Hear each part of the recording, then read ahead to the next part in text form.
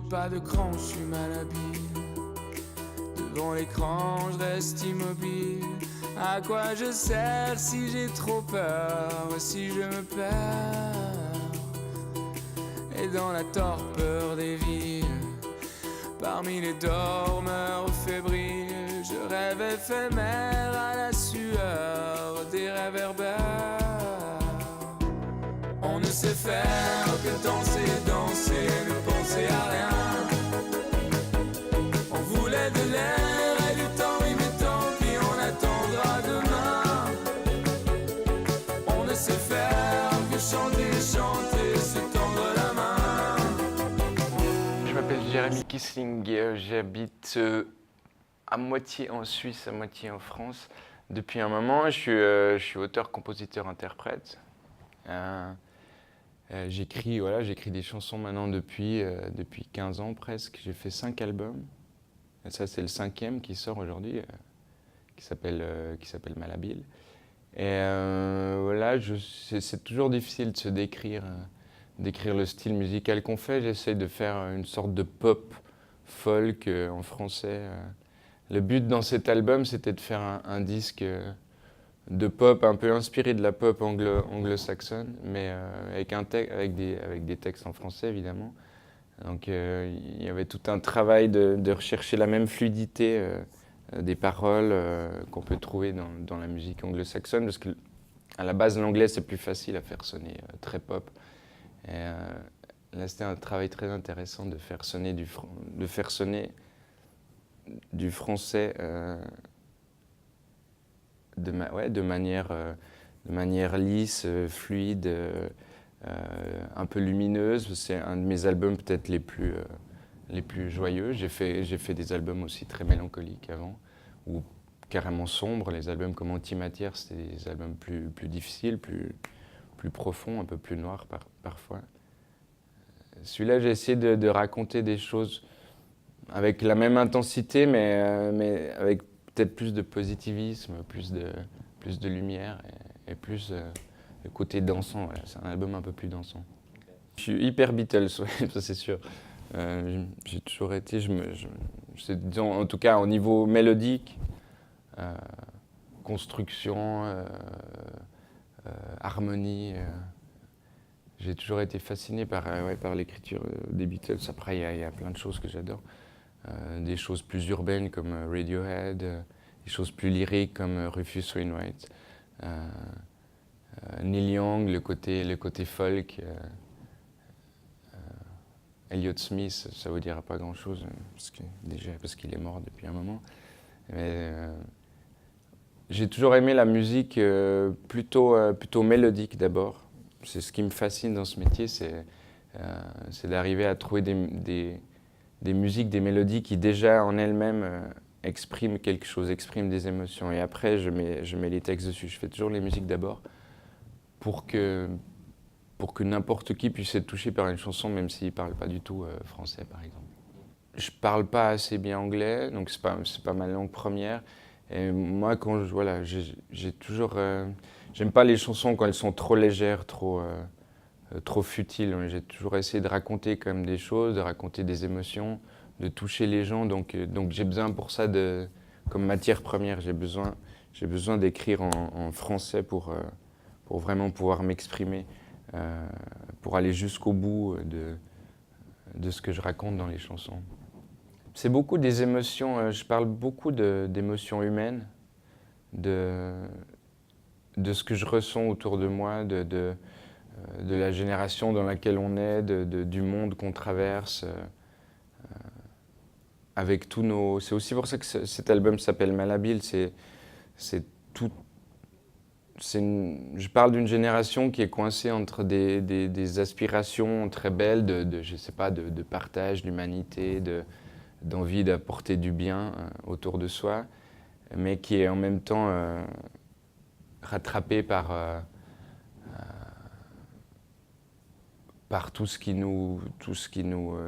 fait mal à l'être humain depuis des générations, c'est-à-dire le profit, le pouvoir, l'argent, la violence,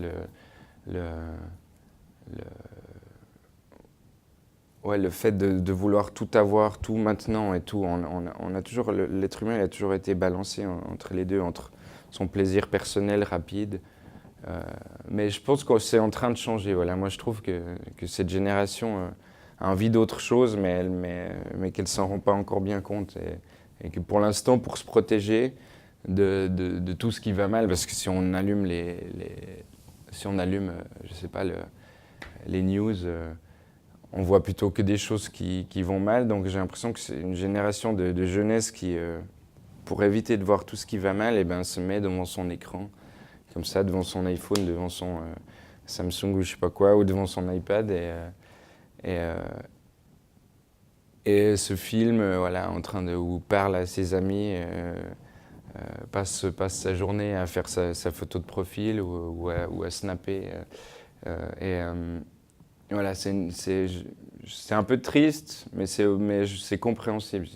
C'est une génération qui a plus envie de voir ce qu'il y a autour et du coup qui se renferme sur son image, d'essayer de contrôler ce qu'il va raconter, de toujours avoir l'air yes, tout va bien.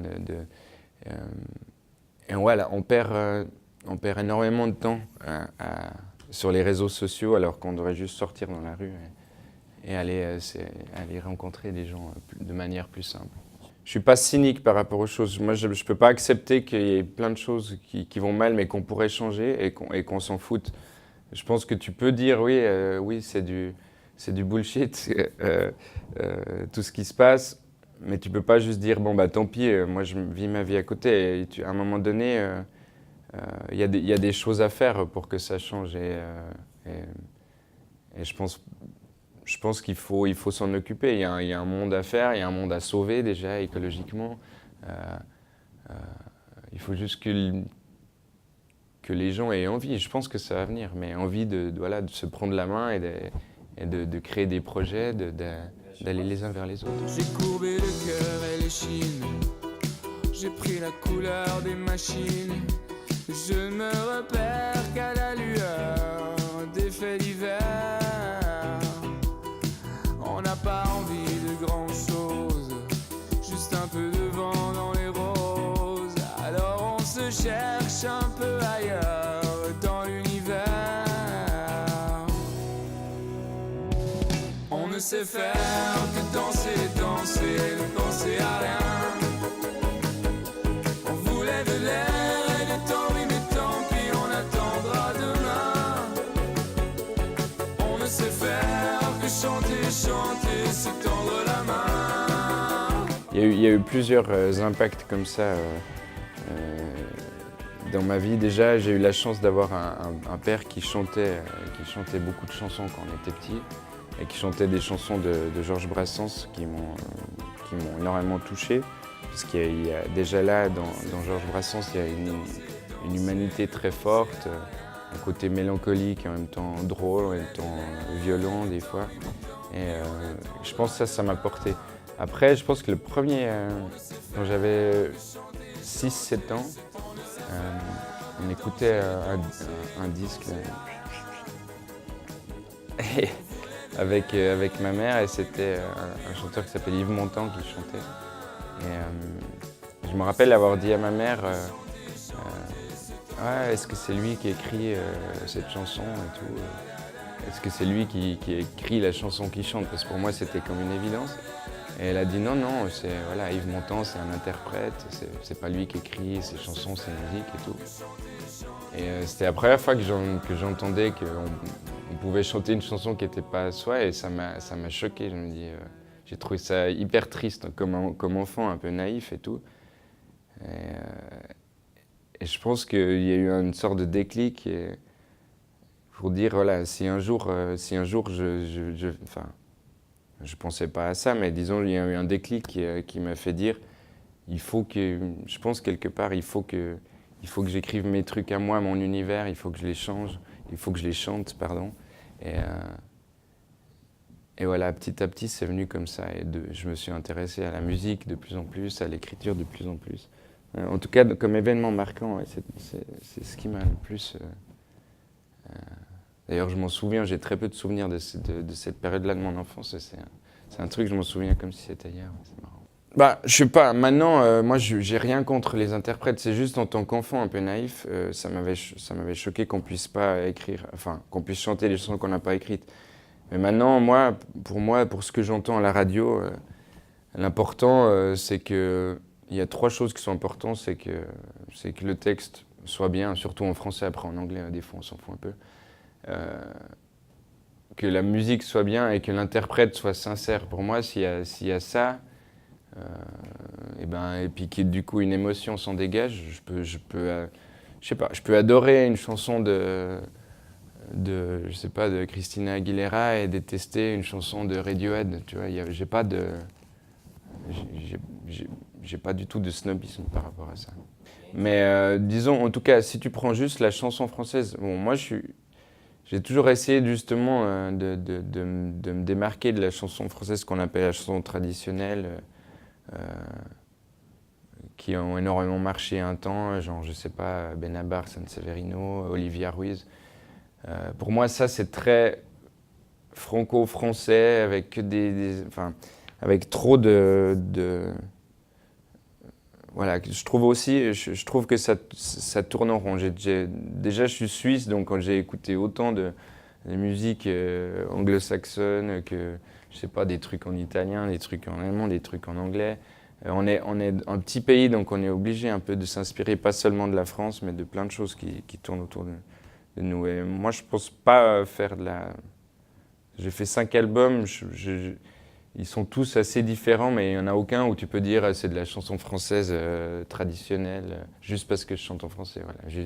J'essaie de faire un peu autre chose, de faire des musiques qui sortent un peu justement de ce qu'on entend d'habitude beaucoup, disons, sur les radios françaises. Après, voilà, c'est ce que j'essaie de faire. Peut-être pour quelqu'un qui est totalement extérieur ou qui vient d'un... Voilà, qui vient d'un autre pays, d'une autre culture, peut-être qu'il ne va pas avoir beaucoup de différences. Mais j'essaye qu'il y en ait une et j'essaye de... Voilà, je pense que si tu es artiste, c'est que tu n'apportes pas quelque chose de différent, ton univers, ta manière de voir les choses, ta sensibilité, ça ne sert à rien de faire ce métier. Et c'est ça le gros travail quand on fait un nouvel album. Et c'est pour ça que je mets souvent 2-3 ans ou 3-4 ans entre chaque album, parce que j'ai besoin de retrouver l'inspiration, de savoir où je vais, de faire quelque chose qui est vraiment personnel et en même temps différent des autres albums. On ne sait faire que danser, danser, ne penser à rien. On voulait de l'air et du temps, oui mais tant pis, on attendra demain. On ne sait faire que chanter, chanter, c'est on ne sait faire que danser, danser, ne penser à rien. On voulait de l'air et du temps, oui mais tant pis, on attendra demain. On ne sait faire que chanter, chanter, se tendre la main.